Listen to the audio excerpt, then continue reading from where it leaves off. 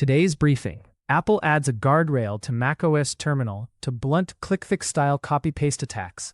The European Commission confirms a breach at europa.eu after an extortion claim. AI jailbreak tactics resurface in a quiet but persistent week. SoC leaders unlock Tier 1 efficiency with process fixes, and vendors push fresh patches you should prioritize. Here's what happened and what to do about it. Welcome to your cybersecurity operations roundup. Calm, direct, and focused on actions you can take before the next alert hits. We start with Apple adding a macOS terminal warning to block click-fix attacks. In macOS Tahoe 26.4, Apple now intercepts potentially harmful commands pasted into terminal, warns the user about the risk, and blocks execution unless explicitly confirmed. It's the latest step in an ongoing issue where user prompts or click-through fixes are abused to deliver commands through copy-paste.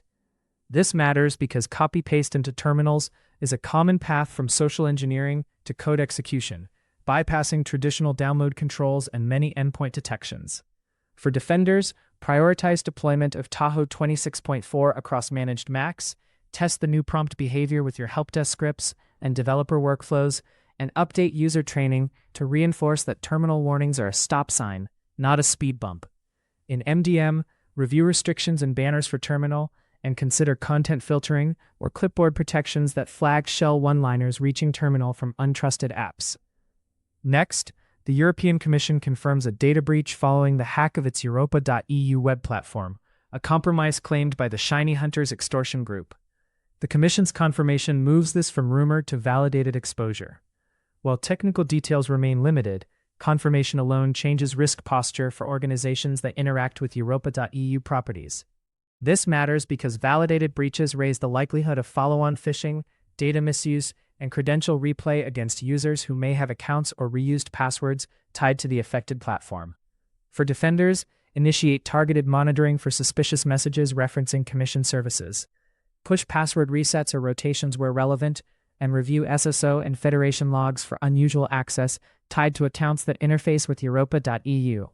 Update vendor risk registers, prepare comms for stakeholders who may ask about exposure, and tune detections for brand impersonation domains and lookalike infrastructure.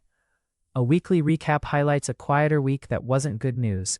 Long-running operations heading to court, influence operations persisting, old attack methods showing up in new places, and renewed focus on LLM jailbreaks.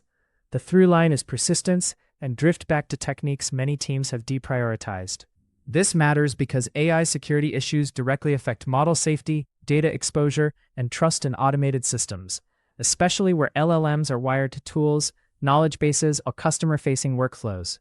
For defenders, treat LLM interfaces as untrusted inputs and outputs, add input validation and output filtering, apply rate limiting and abuse detection, and log prompts and responses with privacy controls. Segment any actions an LLM can trigger with least privilege, require human-in-the-loop for sensitive tasks, and schedule regular red team exercises focused on jailbreaks and prompt injection. Revisit older threat models. What was once theoretical is now operational again. On operations, 3 SOC process fixes can unlock Tier 1 productivity. Many delays aren't about the threat. They're about fragmented workflows, manual triage, and limited visibility early in investigations. Unifying case management, pre-enriching alerts, and codifying triage steps reduce unnecessary escalations and speed response under pressure. This matters because Tier 1 drag compounds. Slow triage inflates dwell time, burns analyst capacity, and increases error rates. For defenders, standardize alert routing into a single queue, enrich at ingest with asset context, identity data, and threat intel, and automate repetitive checks like reputation lookups and baseline comparisons. Define clear decision trees for close, contain, or escalate, and measure outcomes with MTTA, false positive rate, and reopen rate. Run weekly retros to remove friction and allocate 10% of Tier 1 time to automation and playbook maintenance. Finally, daily trends. Multiple vendors release security patches and advisories for newly disclosed vulnerabilities. The cadence continues, and patch latency remains a top driver of exposure, especially for internet-facing services and popular third-party components. This matters because patch windows are attacker windows. Proof of concepts and scanning often follow advisories within hours. For defenders, pull the latest advisories into your backlog, prioritize externally exposed assets and any flaws with known exploitation, and stage emergency maintenance windows for high-impact updates. Where patching will lag, apply compensating controls, virtual patching at the edge, stricter WAF rules, service isolation, and increased monitoring for exploitation patterns. Close the loop by verifying deployment and rescanning to confirm remediation. If this briefing helped you get ahead of the week, subscribe, share it with your team, and join us next time for clear, actionable security updates you can use the same day.